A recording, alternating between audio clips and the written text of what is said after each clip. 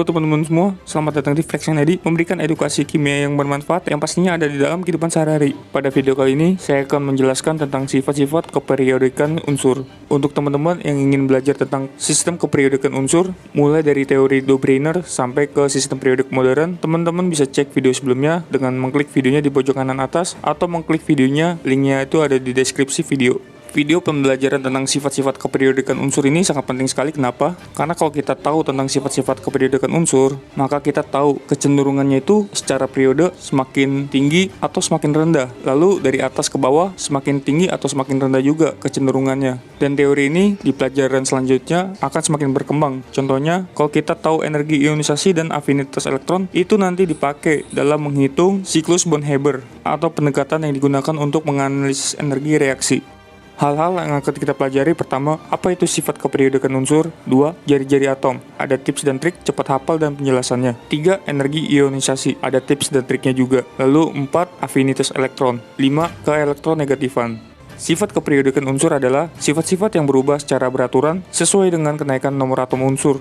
Sifat keperiodikan unsur yang pertama adalah jari-jari atom. Ukuran jari-jari atom dari suatu unsur ditentukan oleh sinar X atau X-ray dengan mengukur jarak inti atom terhadap pasangan elektron bersama dalam ikatannya. Untuk unsur logam, jari-jari didefinisikan sebagai setengah jarak terpendek antara dua inti dalam bentuk padat. Jadi saya ulangi, untuk logam, untuk jari-jarinya itu setengah jarak terpendek dari dua inti dalam bentuk padat. Sedangkan untuk unsur non-logam didefinisikan sebagai setengah panjang ikatan kovalen tunggal antara dua inti atom yang sejenis. Unsur non-logam kan cenderungnya membentuk diatomik, misalnya kayak fluorin atau F2, klorin atau Cl2, oksigen atau O2 itu membentuk molekul diatomik. Contohnya di sini ada ikatan logam aluminium atau Al. Jari-jari logam Al itu dari titik tengah lingkarannya ini sampai ke ujungnya. Bisa dilihat dari gambar ini, teman-teman. Sedangkan yang unsur non-logam, contohnya itu Cl2 atau klorin, jari-jarinya itu dari titik tengah lingkaran sampai ke ujung setengah ikatan kovalennya.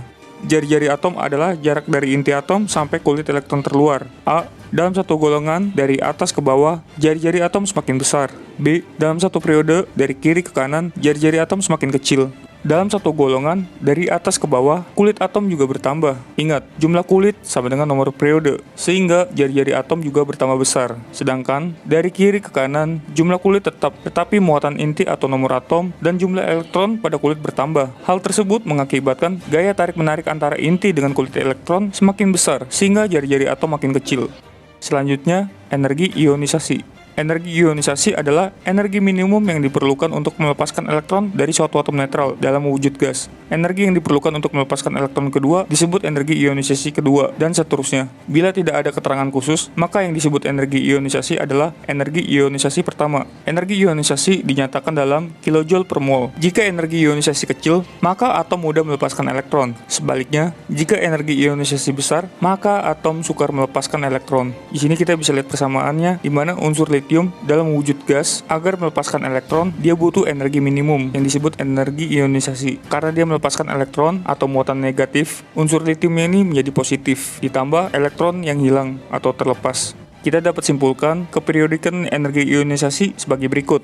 A. Dalam satu golongan, dari atas ke bawah, energi ionisasi semakin berkurang. B. Dalam satu periode, dari kiri ke kanan, energi ionisasi cenderung bertambah. Kecenderungan tersebut dapat dijelaskan sebagai berikut. Yang A, dari atas ke bawah dalam satu golongan, jari-jari atom bertambah, sehingga daya tarik inti terhadap elektron terluar semakin kecil. Elektron semakin mudah dilepas, dan energi yang diperlukan untuk melepaskannya makin kecil. Yang B, dari kiri ke kanan dalam satu periode, daya tarik inti terhadap elektron semakin besar, sehingga elektron semakin sukar dilepas. Energi yang diperlukan untuk melepaskan elektron tentunya semakin besar. Di sini terdapat gambar grafik kecenderungan energi ionisasi unsur-unsur. Hidrogen kan satu periode dengan helium, sama-sama periode pertama. Energi ionisasi dari helium lebih tinggi dibandingkan hidrogen, karena helium itu di bagian kanan dari tabel periodik. Sedangkan hidrogen dengan lithium itu satu golongan, tetapi hidrogen itu di atas, sedangkan lithium di bawah. Karena lithium itu di bawah, jadi energi ionisasinya itu paling rendah dibandingkan yang hidrogen. Dan begitu seterusnya untuk energi ionisasi unsur-unsur selanjutnya.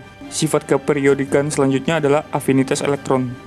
Afinitas elektron adalah besarnya energi yang dibebaskan satu atom netral dalam wujud gas pada waktu menerima satu elektron sehingga membentuk ion negatif. Di sini terdapat persamaan, contohnya atom fluor saat menerima elektron, maka atom fluornya ini berubah menjadi ion fluor atau anion dan nantinya akan membebaskan energi. Contoh lain di sini terdapat atom klor, misalnya menerima elektron, maka menjadi anion atau ion klor, plus akan membebaskan energi. A. Dalam satu golongan dari atas ke bawah, afinitas elektron semakin kecil. B. Dalam satu periode dari kiri ke kanan, afinitas elektron semakin besar. Di sini terdapat tabel harga afinitas elektron beberapa unsur dalam satuan kilojoule per mol. Harga afinitas elektron biasanya dinyatakan dengan tanda negatif karena pada proses tersebut dilepaskan energi. Jadi karena melepaskan energi, nilainya itu menjadi minus. Jika harga afinitas elektron makin negatif, berarti afinitas elektron semakin besar. Apabila ion negatif yang terbentuk stabil, energi dibebaskan dinyatakan dengan tanda negatif. Apabila ion negatif yang terbentuk tidak stabil, energi diperlukan atau diserap dinyatakan dengan tanda positif. Kecenderungan dalam afinitas elektron lebih bervariasi dibandingkan dengan energi ionisasi. Unsur-unsur halogen atau golongan 7A mempunyai afinitas elektron paling besar atau paling negatif, yang berarti paling mudah menerima elektron. Kecenderungan afinitas elektron menunjukkan pola yang sama dengan pola kecenderungan energi ionisasi. Jadi bisa diulangin lagi, misalnya ion negatif yang terbentuk itu stabil, maka energi yang dibebaskan dinyatakan dengan tanda negatif atau minus. Sedangkan apabila ion negatif yang terbentuk tidak stabil, energi diperlukan atau diserap dinyatakan dengan tanda positif.